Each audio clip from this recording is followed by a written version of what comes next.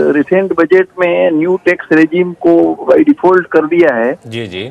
तो उसमें mutual fund या स्टॉक का अगर सेल करते हैं तो अंडर सेक्शन 112A 1 लाख रुपया तक का थ्रेशोल्ड लिमिट था, जहां तक आपको टैक्स नहीं लगता था। 1 लाख से ऊपर अगर long term capital gain tax होता है तो टैक्स लगता था। तो ये न्यू टैक्स रेजिम में उसके बारे में कुछ है नहीं।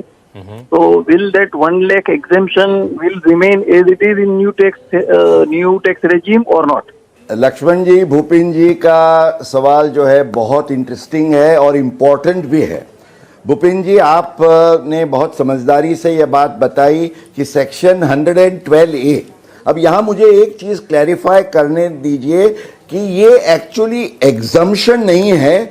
इसमें प्रावधान ये है कि 1 लाख रुपये तक का अगर आपका इक्विटी का कोई भी शेयर या म्यूचुअल फंड का लॉन्ग टर्म कैपिटल गेन है जिस पर एसटीटी भरा गया है, तो उस पर जब आप गिनती करते हैं पूरे आपके एलटीसीजी की, तो 1 लाख तक के एलटीसीजी पर टैक्स नहीं लगेगा।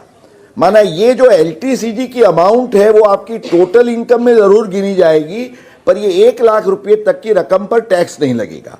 तो ये ख्याल में रखिए। और आपका जो सवाल है कि न्यू रेजिम में भी ये टैक्स का जो फायदा है कि 1 लाख रुपये तक नहीं लगे, वो चालू रहेगा या नहीं, तो द आंसर इज यस। पुराने में हो या नए में हो, दोनों स्कीम में ये आपको फायदा मिलेगा। पर यहाँ आपको ध्यान में रखना यह है, मान लीजिए आप 7 लाख रुपये के दायरे में नई स्कीम में जीरो टैक्स का प्लानिंग करने जा रहे हैं, तो उस समय पर आपको ख्याल में ये रखना है, मान लीजिए आपकी 6.5 लाख रुपये की आपकी सैलरी या इंटरेस्ट की इनकम है और 1 लाख रुपया आपका ये लॉन्ग टर्म कैपिटल गेन्स है। आप अगर ये समझें कि ये 1 लाख तो एग्जम्प्ट है, इसलिए 6.5 लाख 7 लाख के अंदर है तो मुझे रिबेट मिल जाएगा, इसलिए जीरो टैक्स है, तो ये आपकी गलतफहमी है। क्योंकि आपकी इनकम गिनी जाएगी 6.5 और 1 7.5 लाख, और ये 7 लाख से ज़्यादा है इसलिए रिबेट नहीं मिलेगा।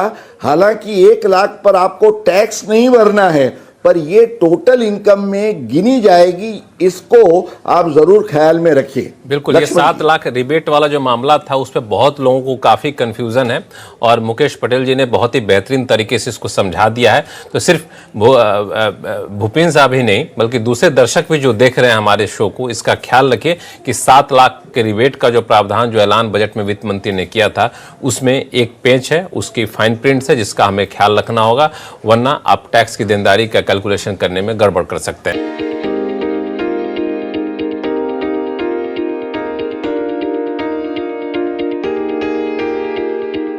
Subscribe and don't forget to press the bell icon to get notified whenever we upload a new video.